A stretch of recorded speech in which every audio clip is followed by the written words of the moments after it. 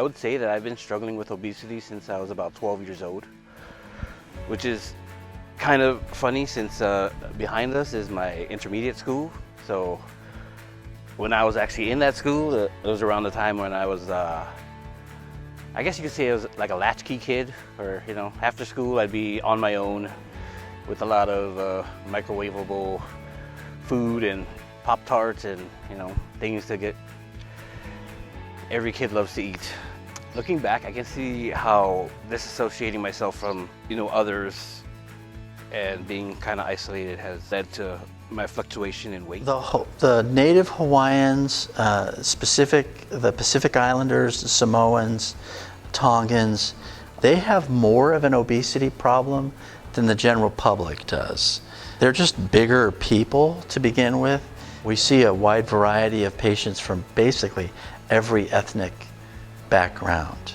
I have African American patients, I have patients from Japanese or Chinese heritage, a few Filipino patients, Caucasian patients. It's an incredible melting pot here.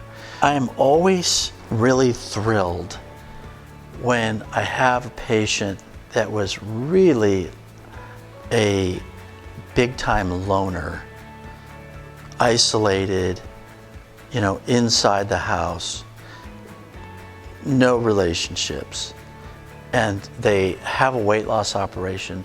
They start coming to the support group and they start developing relationships. Only the strong survive. Okay, so 4 points about this.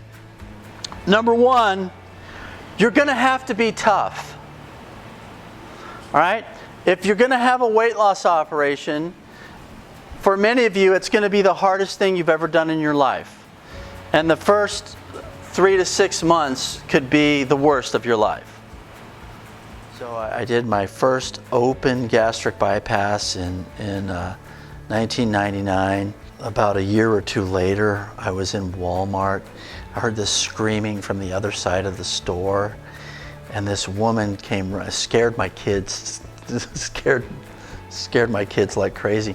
She came running up, hugging me, crying, happy about, you know, how her life had changed. It's kind of like the patients just congregated around me, and I saw their lives getting better.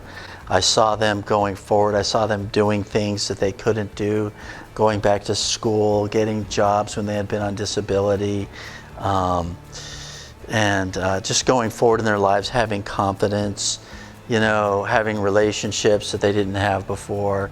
It was all so good. I couldn't believe it, and yet at the same time, I couldn't not be a part of it. We saw an ad in a surgery journal for a job in Maui, and so I applied for the job and came here. But I came here and told them that, you know, I'd like to come and take this job, but I only want to do it if I can start a weight loss program in Maui, because there wasn't one here. Right now we're several hundred patients in. We're having good results. We have a support group that's thriving. I get tired just showering. I have to use a cane.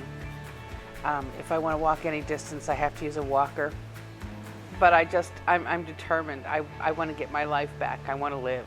You know, I live in a beautiful place. I can sit here at my desk and see the ocean and hear it, and I can't walk in the sand anymore. It's too hard. It's been about 6 weeks since my surgery, and I've lost about a pound a day. Today when we came, we're at Yao Park, and I got here at 7:45, and almost every grove was taken but the one down here that we're at. And it is the furthest grove from where I parked. 2 months ago, if I had looked at that grove, I would have like, yeah, we're canceling this thing. It is not happening, right? Yesterday, we went up to Haleakala, and I hadn't been there in 3 years. And it was just amazing. I've had a couple of really young patients who struggle with either bipolar disorder or agoraphobia, you know, fear of people, kind of put it all on the line to get out and to come to support group, come to seminar, and you can just see them transforming, not just in weight loss, but in terms of their whole social interaction and strata. A couple patients who went into bodybuilding afterwards. You know, they had a weight loss operation, ended up having abdominoplasty surgery, and now they, you know, if you look at their Facebook page or whatever, and they're just phenomenal. You know, they look great. I had a patient who went on a makeover show. Patients that find spouses, also patients that lose their spouse. Some of the relationships, you know, it's the last straw.